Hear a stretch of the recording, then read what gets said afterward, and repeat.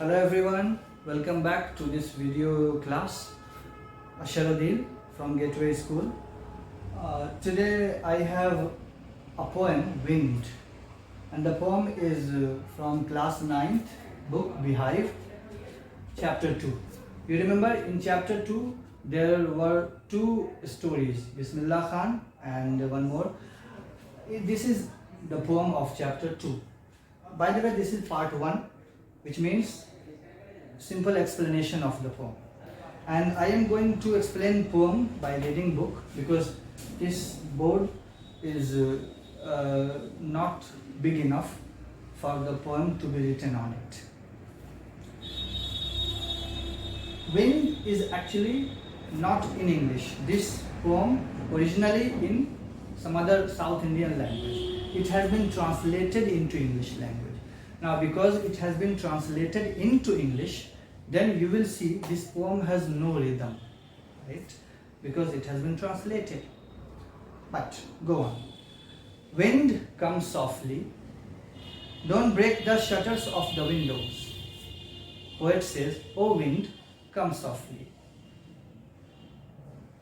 And don't break the shutters of windows. Don't scatter the papers." Scatter the papers meaning if you switch on the fan and fan is very speedy, you will see that papers will scatter. Don't do that. Don't throw down the books on the shelf. Okay, don't throw the books down. There, look what you did. You threw them all down. So in the early 4 lines, poet prays, "Oh wind, don't come fast. Don't do this, don't do that." But in the 5th line, poet says, "Oh, look what you have done," which means that the wind did not listen to the poet. Because wind is a natural phenomenon, right? It will not come and go on your command. No. So in the beginning 4 lines, poet requests wind, "Don't do this." But in the 5th line, you see there, look what you did. Okay, matlab, it means that the wind did not stop, it came and it threw them all down. It threw the books, it scattered the pages, it broke the window panes. You tore the pages of the books. Look what you did. You tore the pages of the books. You brought rain again. You also brought rain with you. You are very clever at poking fun at weaklings. Look what you did. You broke these things, but you are very clever at poking fun at weaklings. Meaning that whatever is weak in your way, you destroy it. Frail crumbling houses, crumbling doors, crumbling rafters. So you break all these things of a house when they are weak. Crumbling wood, crumbling bodies, crumbling lives, crumbling hearts. Crumbling meaning shaky. Something is breakable, something which is not very strong. So you break all these things when they come in your way. Now you see, crumbling lives, crumbling bodies, crumbling hearts, right? Which means that when wind comes very fast, let's say that what we say hurricane or cyclone comes, they destroy whatever comes in their way, especially weak things, right? And because they destroy a lot of property, people get upset. They feel the sorrow of losing their properties, right? So they destroy these things.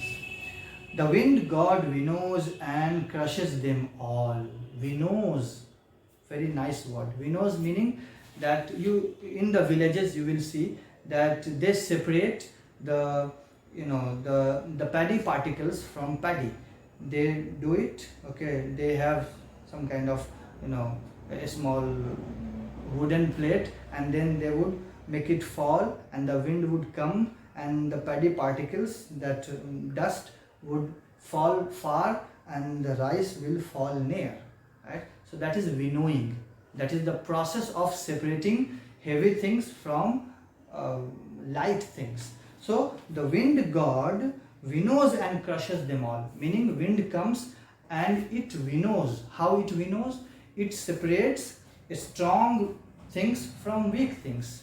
How? Because wind comes and washes, destroys, breaks all the weak things, and the strong things stand there, and they remain solid and firm there. So separation between weak and strong happens. He won't do what you tell him. Wind is not going to do what you command. It will do whatever it likes. So come, let's build a strong home. Because you cannot change the mood of wind, you can do one thing. You can make yourself strong. Because if you are weak, wind will crush you. Make yourself strong. Now, poet is suggesting few points that you can do. Joint the doors firmly. Practice to firm the body. Make the heart steadfast. Do these things. The wind will be friend with us. If you are strong, wind will not harm you. It will become your friend. Now these are very good 4 lines. The wind blows out weak fires. He makes strong fires roar and flourish. This is natural.